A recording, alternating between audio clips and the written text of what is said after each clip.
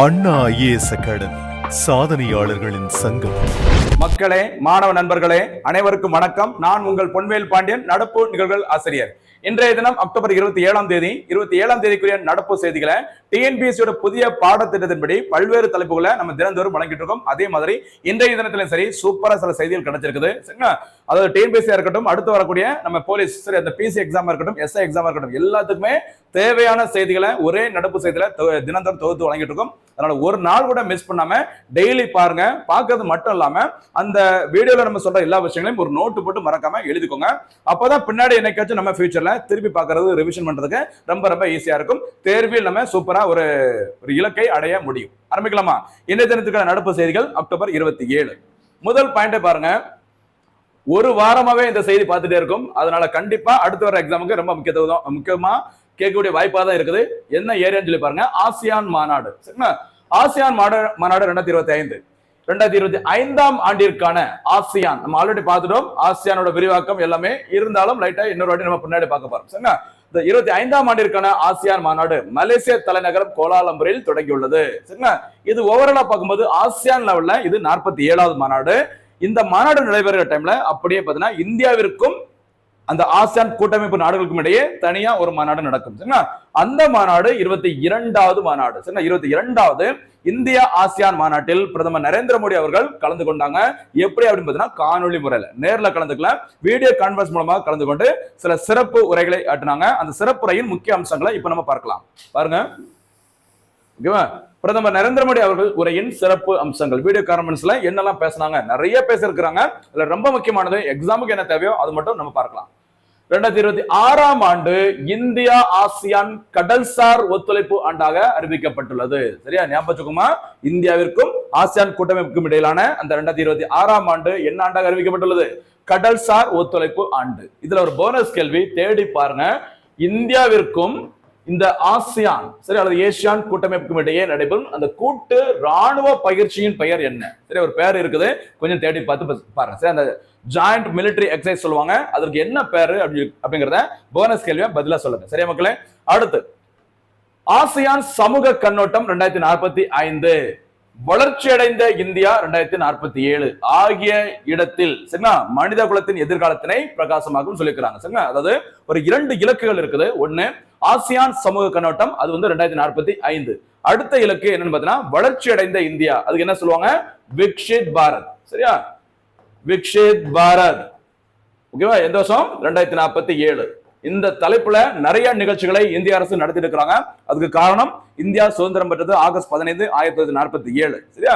India சுதந்திரம் பெற்ற டைம்ல இப்போ வரைக்கும் நம்ம பார்த்தோம்னா இந்தியா வேர்ல்டு லெவல்ல வளர்ந்து வரும் நாடாக, டெவலப்பிங் கண்ட்ரியா தான் இருக்குது. இப்படி வளர்ந்து வரும் நாடாக இருக்கிற இந்தியாவை இந்தியா சுதந்திரம் பெற்று 100 ஆண்டுகள் எப்ப நிறைவடையும்? 2047.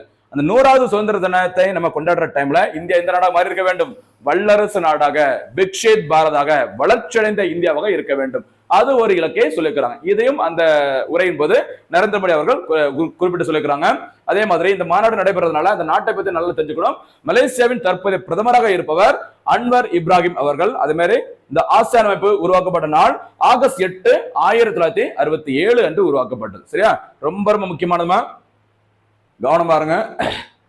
ஆசியானோட விரிவாக்கம் ஒரு வாட்டி சொல்ல பார்க்கலாம். Association of South East Asian Nations, தென்கிழக்கு ஆசிய நாடுகளில் கூட்டமைப்புன்னு சொல்லுவாங்க. உருவாக்கப்பட்ட நாள் மறக்கக்கூடாது, ஆகஸ்ட் 8, 1967. ஓகேவா? ஓகே. இந்த ஆசியான் அமைப்பில், ஓகேவா, இந்தியா ஆசியான் கூட்டாண்மை உருவாக்கப்பட்ட ஆண்டு 1992. சரி, 67ல ஆசியான் அமைப்பு உருவாக்கப்பட்டிருந்தாலும் இந்த இந்தியா ஆசியான் அப்படிங்கிற அந்த கூட்டாண்மை உருவாக்கப்பட்ட வருஷம் 1992ஆம் ஆண்டு. சரி, 92 என்ன ஞாபகம் வரணுமா? சொல்ல பார்க்கலாம். 92 அப்படின்னா 1992 போட்டித் தேர்வுக்கு ரொம்ப முக்கியமான வருஷம். செபி அமைப்பு சட்டப்பூர்வ அமைப்பாக மாற்றப்பட்டது 1992. தேசிய மகளிர் ஆணையம் உருவாக்கப்பட்டது 1992. இப்படி நிறைய சிறப்பம்சங்கள் இருக்கு, கொஞ்சம் கவனமா இருக்கு. சரியாமா? ஓகே. அடுத்து இருதரப்பு உறவுகள் கடந்த 2012ஆம் ஆண்டு அன்று வியூக அந்தஸ்துக்கு தரம் உயர்த்தப்பட்டது. இந்தியா ஆசியான் அந்த 2 கூட்டாண்மைகளுக்கும் இடையே இருதரப்பு உறவுகள் 2012ஆம் ஆண்டு முதல் வியூக அந்தஸ்து தரம் உயர்த்தப்பட்டது. சரியா? கூட்டாண்மை உருவாக்கப்பட்டது 1992, மறக்காதீங்க. சரிங்களா? இந்த ஆசியான் அமைப்புல மொத்த உறுப்பு நாடு எண்ணிக்கை 10. சரியா? இந்தியா கிடையாது, கவனமா இருங்க, விட்டுறக்கூடாது. சரிங்கம்மா? இந்த ஆசிரமிப்பின் தலைமையிடம் எங்க இருக்கு அப்படின்னு பார்த்தீங்கன்னா இந்தோனேஷியாவின் தலைநகரம் ஜகார்த்தாவில் அமைந்துள்ளது. ரொம்ப ரொம்ப முக்கியமான ஒரு மாநாடு பார்த்திருக்கும், கவனமா இருங்க. சரியா? இதுக்கு முன்னாடி சமீபத்தில் பார்த்தீங்கன்னா எஸ்சிஓ மாநாடு சீனாவின் தியான்ஜின் நகரில் நடைபெற்றது. ஷாங்காய் ஒத்துழைப்பு அமைப்பின் மாநாடு. சரி, பேரு ஷாங்காய், ஆனா தலைமையிடம் பீஜிங்ல இருக்கும். அதே மாதிரி இந்த ஆசிரமிப்போட அந்த மாநாடு தெரிஞ்சுக்கோங்க, எங்க தலைமையிடம் இருக்கு, எத்தனை மெம்பர்ஸ் இருக்கிறாங்க, எல்லாமே நம்ம கண்டிப்பா பார்த்துக்கணும். அடுத்து வர தேர்வுகளுக்கு கண்டிப்பா இது வந்து கேட்பாங்க. சரியாமா? அடுத்ததாக ஒரு புவியியல் செய்தி, இதுவும் பாத்தீங்கன்னா நியூஸ்ல வந்துட்டே இருக்குது. சரியா? அந்த மோந்தா புயல். சரியா? மோந்தா புயல் வங்க கடலில் உருவானது. இந்த மோந்தா புயல், இந்த புயலுக்கு மோந்தா என பெயரிட்ட நாடு எதுன்னு பார்த்தீங்கன்னா தாய்லாந்து. இதற்கான மீனிங் என்னன்னு பார்த்தீங்கன்னா அழகான மலர்கள். சரியா? சூப்பரா நம்ம கியூட்டா இருக்கிற ஒரு மலர்கள் அப்படிங்கிற அர்த்தத்துல இந்த மோந்தா புயலை வச்சிருக்காங்க தாய்லாந்து. சரியா? ஓகே, புயல்கள் பேரு புயல்கள், அதுக்கு வச்ச பேரு அழகான மலர்கள். ஓகேவா? ஆந்திராவின் மசுலிப்பட்டினம் கலிங்கப்பட்டினம் இடையே கரையை கிடக்கும் என இந்திய வானிலை ஆய்வுத்துறை அறிவிச்சிருக்காங்க. அதாவது கிட்டத்தட்ட இந்த காக்கிநாடான்னு சொல்லுவாங்க. சரி, ஆந்திராவின் காக்கிநாடா பக்கத்துல இருக்கிற இந்த கலிங்கப்பட்டினம், சரிங்களா, மசுலிப்பட்டினம், இந்த ரெண்டு இடத்துக்கும் இடையே தான் இந்த புயல் கரையை கடக்கும் என எதிர்பார்க்கப்படுகிறது. அப்படி யார் சொல்லியிருக்காங்க? இந்திய வானிலை ஆய்வுத்துறை, ஐஎம்டி. கடந்த வீடியோல பார்த்திருந்தோம், ஐஎம்டி உருவாக்கப்பட்டது எப்பமா? 1875. மறக்க கூடாது. சரி, 1875ல உருவாக்குறாங்க. தலைமையிடம் எங்க இருக்குது? டெல்லியில இருக்குது. அந்த தலைமையிடத்துக்கு என்ன பேர் பார்த்தோம்?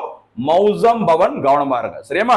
1875 ஐஎம்டி உருவாக்கப்பட்டு 2025ங்கிறது 150 ஆண்டுகள் நிறைவு. சரி, பிரம்மஞான சபை, ஆரிய சமாஜ் அப்படிலாம் நிறைய சொல்லுவாங்கல்ல. இது தவிர மும்பை பங்கு சந்தை எல்லாமே 1875 தான். 150 ஆண்டுகளை கிராஸ் பண்றாங்க. அதனால இப்ப நம்ம சொன்ன எல்லா அமைப்புகளுக்கும் இன்னும் டீடைலா வீட்டுல போய் கொஞ்சம் பாருங்க. சரியாமா? அடுத்து பாருங்க, அடுத்த முக்கியமான பாதுகாப்பு துறையுடன் தொடர்புடைய இன்னைக்கு ஒரு சில முக்கியமான செய்திகள் கிடைச்சது பாருங்க. ஒரு ஏவுகணை, சரி, வேர்ல்டு லெவல்ல ஃபியூச்சர்ல கலக்க போற ஒரு பயங்கரமான ஒரு ஏவுகணை. அந்த ஏவுகணையோட பேர் பார்த்தீங்கன்னா இந்த பிரே வெஸ்டனிக். சரி, இந்த பிரே வெஸ்டனிக் ஏவுகணை. இந்த ஏவுகணை உருவாக்கியுள்ள நாடு ரஷ்யா. சரிங்களா? இது வந்து யாருடைய கண்ணுக்கும் அவ்வளவு ஈஸியா புலப்படாது அப்படி சொல்லிருக்காங்க. மிக நீண்ட தூரம் பயணித்து தாக்குதலை நடத்தக்கூடிய சொல்லியிருக்காங்க.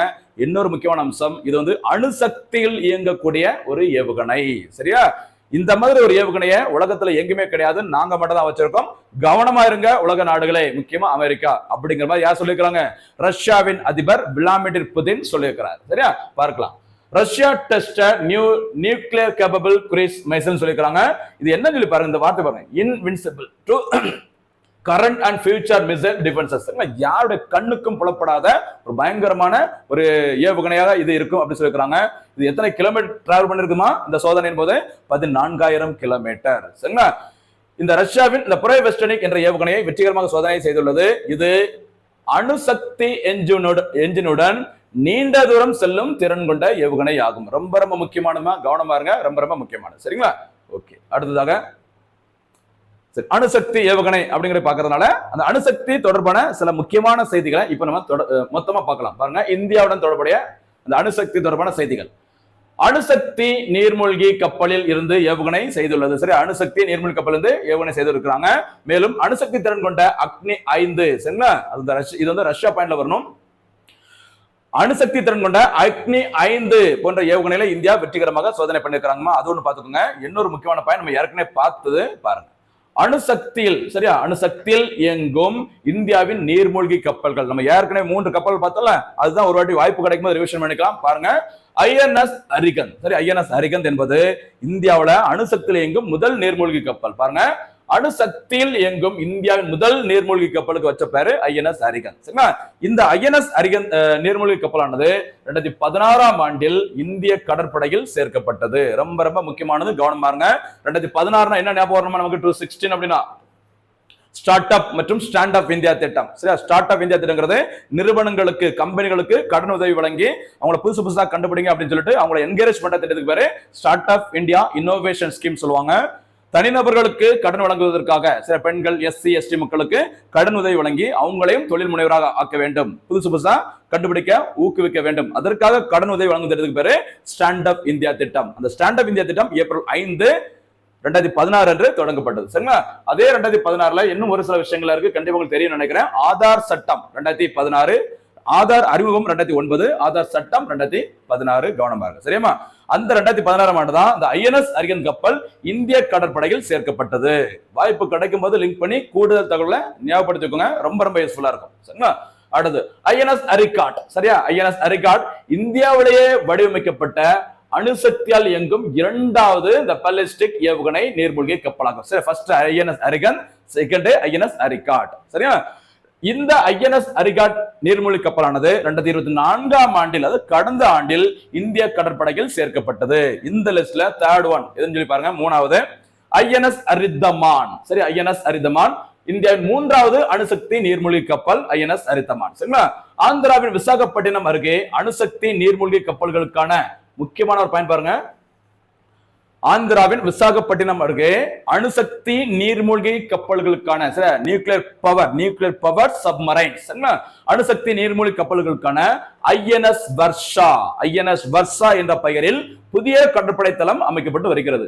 ஐஎன்எஸ் வர்ஷா என்பது எதற்காக செய்தியில் வந்தது அப்படிங்கறத தெரிஞ்சு வச்சுக்கோங்க. அணுசக்தி நீர்மூழ்கி கப்பல்களுக்கான ஒரு பிரத்யேக கடற்படை தளம் எங்க அமைக்கப்பட்டு வருகிறது?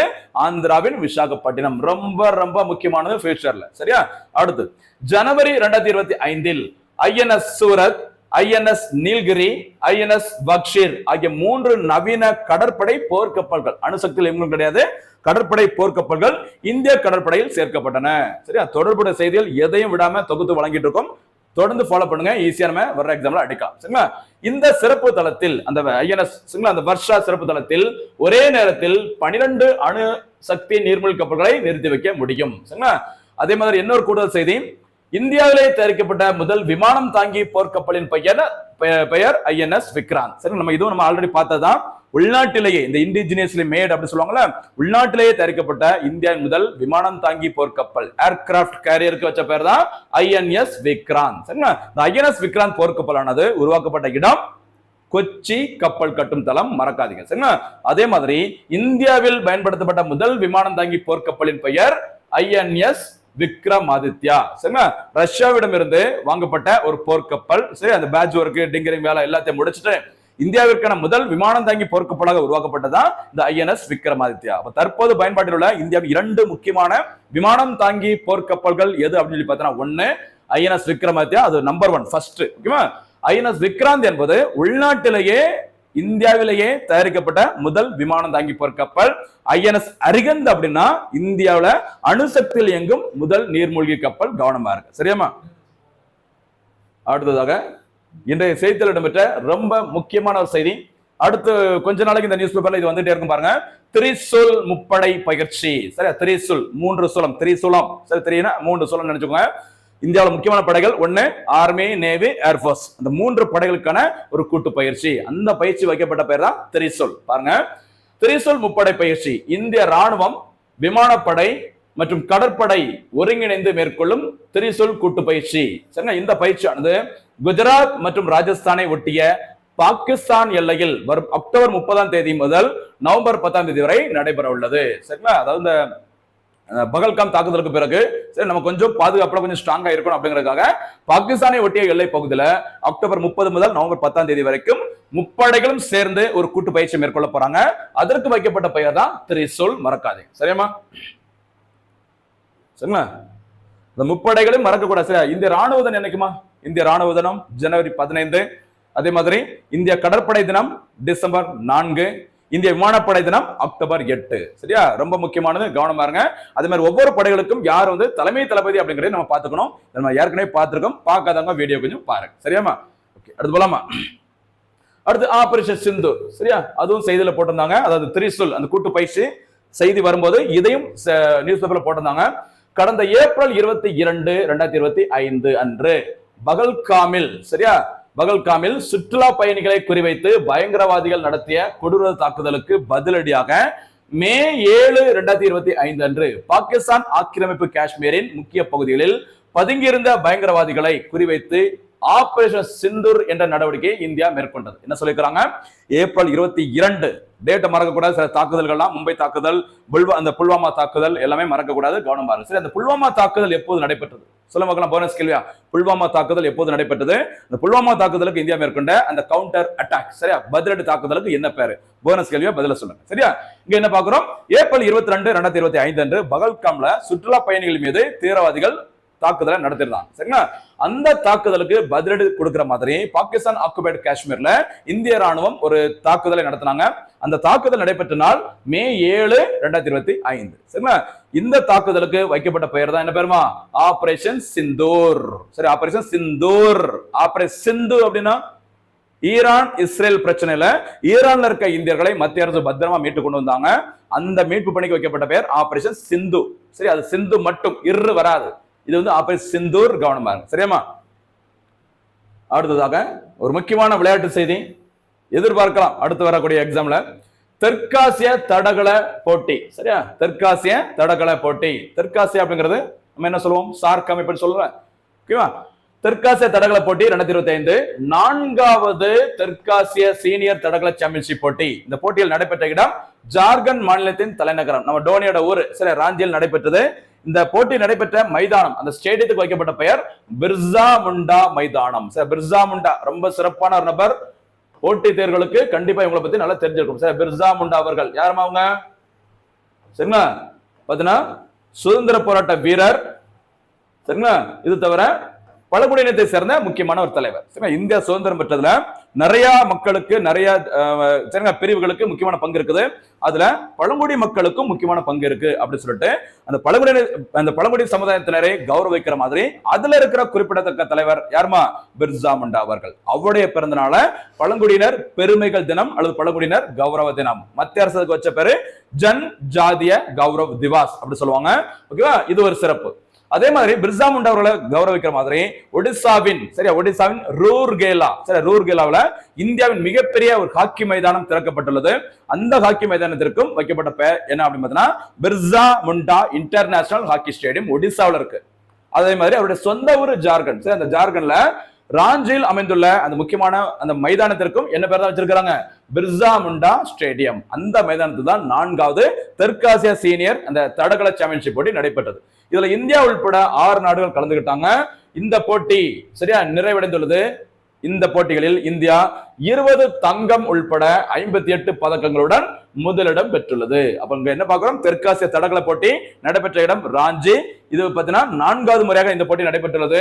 இந்த போட்டியில் இந்திய அணி சரிங்களா ஒட்டுமொத்த அணியானது 20 தங்கம் உள்பட 58 பதக்கங்களை வென்று பதக்க பட்டியலில் நம்பர் 1 இடத்துக்கு வந்திருக்கிறாங்க. சரியா? இந்த போட்டி நடைபெற்ற இடம் பிர்சா முண்டா மைதானம், மறக்க கூடாது. அடுத்து இன்னொரு ரொம்ப முக்கியமான ஒரு செய்தி பாருங்க. கார்த்திகா மற்றும் அபினேஷ் 2 பேர் நியூஸ் பேப்பர்ல பயங்கரமா வந்திருந்தாங்க. கார்த்திகா மற்றும் அபினேஷுக்கு தமிழக அரசு சார்பில் ரூபாய் 25 லட்சம். எதுக்கு 20 லட்சம் கொடுத்தாங்க? என்ன சாதனை படைச்சாங்க அப்படிங்கறத பாருங்க. ஆசிய இளைஞர் கபடி போட்டியில் தங்கம் வென்ற தமிழக வீரர்களான கார்த்திகா ரமேஷ் மற்றும் அபினேஷ் மோகன்தாஸ் ஆகியோருக்கு தமிழக அரசு சார்பில் ரூபாய் 25 லட்சம் பரிசு தொகை வழங்கப்பட்டுள்ளது. அதாவது ஆசிய இளையோர் கபடி போட்டி நடைபெற்ற இடம் எங்க பார்த்தீங்கன்னா பக்ரைன். சரியா? பக்ரைன் நடைபெற்ற இந்த போட்டியில இந்திய ஆடவர் மற்றும் மகளிர் அணிகள் பிரிவில் இந்திய அணியானது தங்க பதக்கத்தை வென்றது. இதுல ஆடவர் கபடி அணியில் இடம்பெற்ற அபினேஷ் அவர்களுக்கும் மகளிர் இந்திய கபடி அணியில் இடம்பெற்ற தமிழ்நாட்டை சேர்ந்த கார்த்திகா ரமேஷ் அவர்களுக்கும் தமிழ்நாடு அரசு 25 லட்சம் ரூபாய் பரிசு தொகை வழங்கி கௌரவிச்சிருக்கிறார். சரியா? இந்த முறைதான் தெற்காசிய தடகள சாம்பியன்ஷிப் போட்டியில் முதல் முறையாக கபடி விளையாட்டு சேர்க்கப்பட்டுள்ளது. ரொம்ப ரொம்ப முக்கியமான. சரியாமா? அப்ப கேட்கலாம் ஃபியூச்சர்ல கார்த்திகா மற்றும் அபினேஷ் பேரை கொடுத்து எந்த விளையாட்டுடன் தொடர்புடையவங்க அப்படின்னு கேட்கலாம். கவனம் பாருங்க. சரியாமா? அடுத்து தமிழ்நாடு விளையாட்டு மேம்பாட்டு ஆணையம். இது கூடுதலா செய்தியா கொடுத்துருங்க பாருங்க. SD18 சொல்லுவாங்க. Sports Development Authority of India. இந்தியாவில் தமிழ்நாட்டில் விளையாட்டுத்துறை மேம்படுத்துவதற்கான தலைமை அமைப்பின் பெயர் தான் தமிழ்நாடு விளையாட்டு மேம்பாட்டு ஆணையம். சரிங்களா? 1992 இப்ப கொஞ்சம் முன்னாடி பார்த்தல தேசிய மகளிர் ஆணையம் சரியா சிபி சட்டப்புற அமைப்புக்கு மாற்றப்பட்டது. அந்த லிஸ்ட்ல 1992 விளையாட்டு மற்றும் இளைஞர் சேவைகள் இயக்குநரகம் மற்றும் தமிழ்நாட்டு விளையாட்டு மேம்பாட்டு கழகம் ஆகியவற்றை இணைத்து இந்த ஆணையம் உருவாக்கப்பட்டுள்ளது. ஷார்ட் ஆன பேரு SD18. அது என்ன விரிவாக்கம் அப்படிங்கிற மாதிரி கூட கேட்கலாம் இந்த போலீஸ் அந்த மாதிரி எக்ஸாம்ல. ஓகேவா? தமிழ்நாடு விளையாட்டு மேம்பாட்டு ஆணையம் என்பது தமிழக அரசின் இளைஞர் நலன் மற்றும் விளையாட்டு மேம்பாட்டுத்துறையின் கீழ் செயல்படும் அமைப்பாகும். தற்போது இளைஞர் நலன் மற்றும் விளையாட்டு மேம்பாட்டுத்துறையின் கீழ் அந்த அமைச்சராக இருப்பவர் யாருமா? துணை முதலமைச்சர் உதயநிதி ஸ்டாலின் அவர்கள். மறக்க கூடாது. சரிங்களா?